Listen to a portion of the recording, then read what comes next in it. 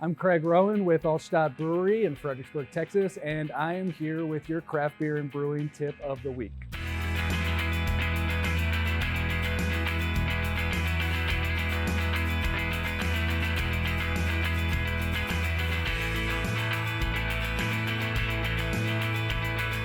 So now we're going to actually get into brewing the Munich Helles. Starting with the first ingredient, the malt. This really should be German Pilsner malt, and if you could get away with making 100% of the grain bill German Pilsner malt, go for it. That would be the base I would advise anyone to start at, and then you could kind of tinker with it when you see what you get from the final product. At Altstadt, we will do 95% Pilsner malt and then 5% dextrin malt to aid in the body and some head retention. We'll talk a little bit more about that later in the mashing process. That's pretty much it. It's basically all German Pilsner malt. Even the dextrin malt is made from German Pilsner malt. So the color is there. The final product is going to have an SRM of 3, and that's about as dark as you want to go. And you'll be in that area if you stick to German Pilsner malt, and again, even lower if you use German Pale Pilsner malt. It has to be Pilsner malt, not German Pale Ale malt. Big difference. Don't fall into that trap. When milling in, this is super specific to what scale you're on, how your system works. Only you know that. In Altstadt, we get a pretty fine grist on it to give us a nice high efficiency. Our efficiency is actually in the 90s, but on the homebrew scale, it's actually better to get a coarse grind because that helps in the filter bed later on during the lauter, which we'll get to. So don't worry about efficiencies. Efficiencies in the low 80s or even the high 70s. Focus on the final product you get and build back from that and learn a little bit from your system. So when we mash in, we mix all that grist with the water. We do it at a ratio of, for every kilogram of grist we have, we're gonna add a little around, give or take depending on the style, but for Helles it'll be 3.5 liters per kilogram milled in, or mashed in, excuse me. So what this does is it gives you a mash that's not quite thick, but it's not quite as thin as some German brewers like to have it. So the thinner the mash you start with, that's gonna really aid in a drier beer.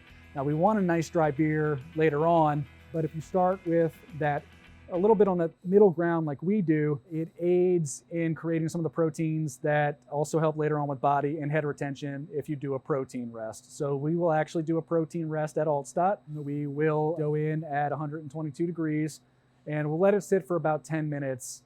This is where some theory and science mixes. You can talk to 100 different brewmasters and get 100 different answers on what temperature to go in at, what it does or doesn't do to the head retention or the body later on. Eventually, you're gonna find a process that works for you, and you're gonna like the final product so much that that's gonna be what you stick with. We do this because we feel it does help in head retention in the final product and does give it a little bit of body. If you do it for too long, especially with these modified malts, you're actually gonna start breaking it down and it could actually inhibit head retention and those proteins later on. So it is an art. You really gotta try a little bit and see what works. Some people will actually go in a little bit higher in the low 130s for the same effect, and it works for them. This one is really where the experimentation comes in. You can read a lot of books on it, but until you do it and see how your beer comes out in the end, you're not really gonna know the final answer. You gotta kind of work with it. So we do it at 122 for 10 minutes,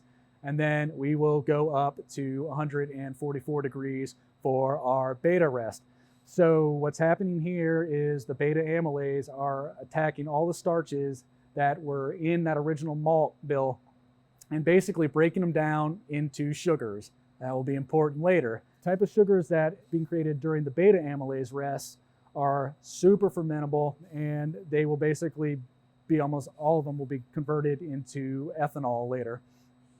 So what we want to do, just to sort of, again, help with the body a little bit, if the beer's a little too thin, we don't really want that, we raise it up to alpha amylase rest, and it's a low alpha amylase rest, so we do it at 155 degrees. So the beta amylase is still active, but not so much, but the alpha amylase is really starting to work, and the way they break down the starch creates a little bit less fermentable sugars, but it adds to the body later on in the beer. We will do the beta rest for about 45 minutes, and then the alpha rest for 15 minutes just to clean up and make sure that there's no outstanding sugars in there. And then we will ramp the temperature up to 170 degrees Fahrenheit. And when we do that, that basically stops all of the enzymatic activity. So every time we brew our Munich Helles, we have a consistent amount of sugar that we've created in our wort. If you don't have the ability to step mash, some breweries and even some home brewers only have the ability to do a single infusion. What I would recommend is doughing in at about 148 degrees. At 148 degrees, beta amylase are kicking. They are doing the job, but there's still a little bit of alpha amylase work going on in there. You can do a world-class Helles this way. So if you can only do the single infusion, don't sweat it. That is not going to stop you from making a great Helles. So don't worry about it. Do it about 148. I do it for about an hour just to make sure all the conversion's happening, because then eventually when you move into the lautering and the sparge phase, you're not going to stop enzymatic activity until you get that sparge water on it at the right temperature. So you're still going to have some enzymatic activity going on a little bit in the lauter. So it can lead to some consistency issues unless you're super on top of the beer. For more on brewing a great Munich style Helles, just click the link below.